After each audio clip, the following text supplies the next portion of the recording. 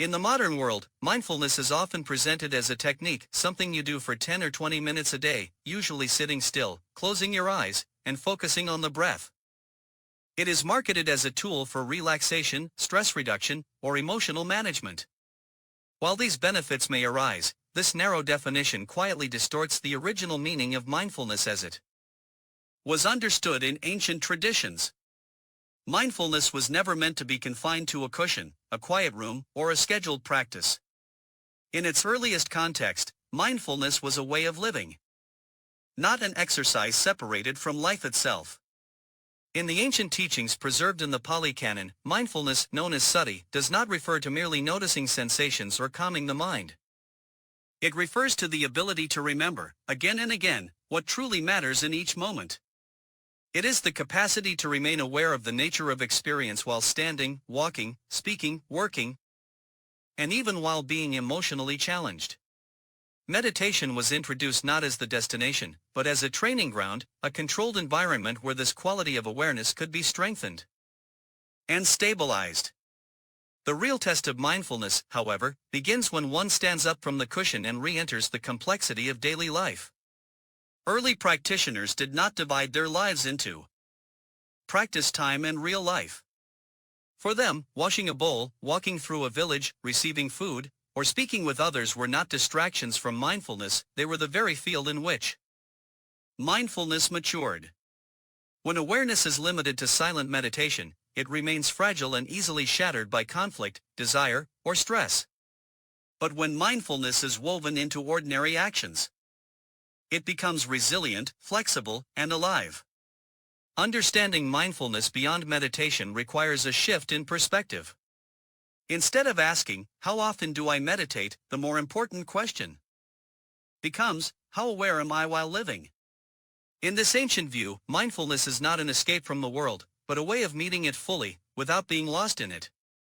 This is the foundation upon which all deeper insight is built, and it is where true transformation quietly begins. To understand mindfulness as it was originally taught, we must return to the word sati itself, because language shapes how we practice. In modern usage, mindfulness is often defined as paying attention to the present moment, yet this definition captures only a small part of its depth. In the Pāli Canon, sati carries the meaning of remembering, recollecting, and not forgetting what is essential. It is not a passive awareness, but an active quality of mind that holds experience within a wider frame of understanding. One remembers the body as body, feelings as feelings, thoughts as thoughts, without confusing them for a self.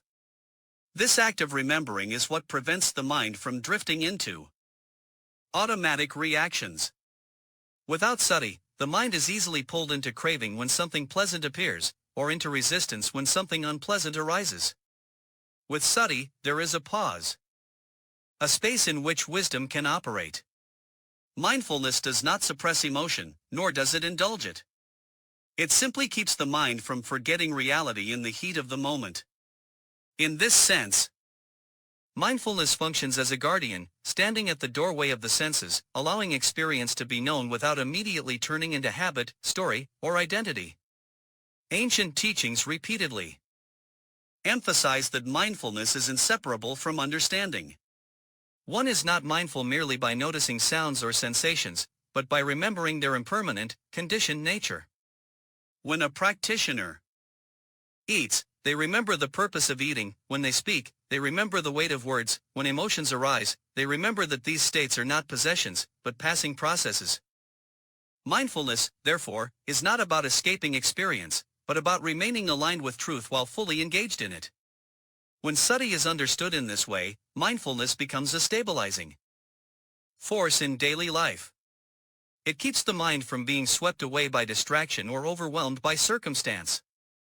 Rather than narrowing awareness, it broadens it, allowing each moment to be seen in context. This remembering is quiet, continuous, and often unnoticed, yet it is precisely this subtle presence that transforms ordinary living into a path of insight. In the ancient path, daily life was never considered an obstacle to practice, it was the practice itself. The early practitioners understood that insight does not arise only in stillness, but in movement, interaction, and responsibility. For this reason, mindfulness was trained not only in meditation halls, but in forests, villages, and households, where the mind is constantly tested by desire, aversion, and distraction. Life, in all its ordinariness, became the field in which awareness was refined. Mindfulness in daily life was supported by a quality known as sampajana, or clear comprehension. While mindfulness remembers, clear comprehension understands what is appropriate in each moment.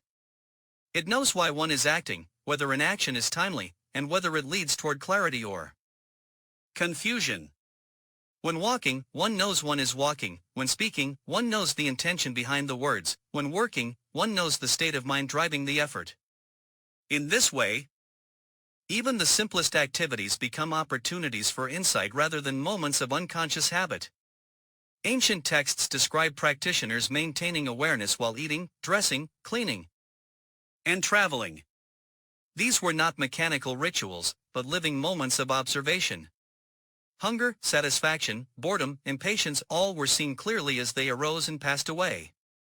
Through this continuous observation, the illusion of a solid self slowly weakened.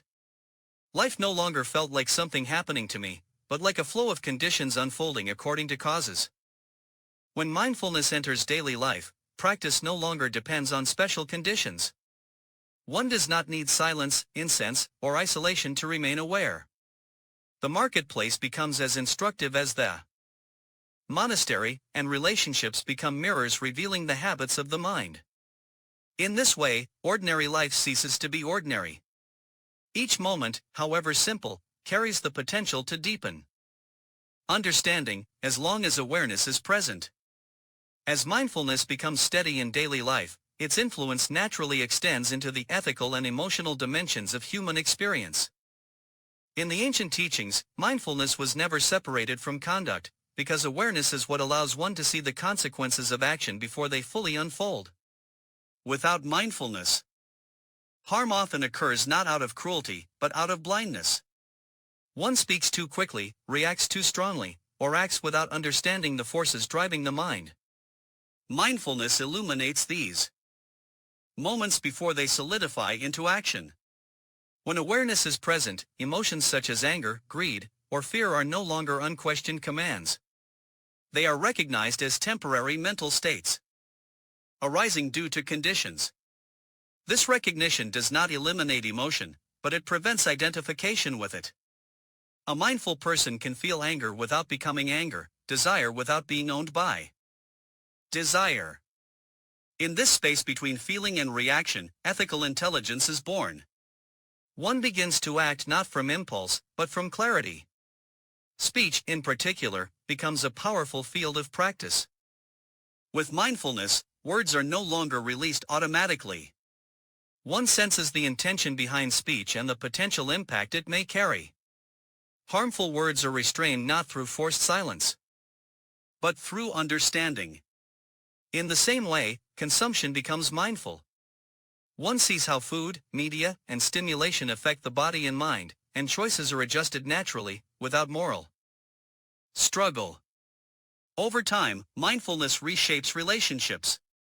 Awareness reveals how expectations, attachments, and self-centered views create friction with others.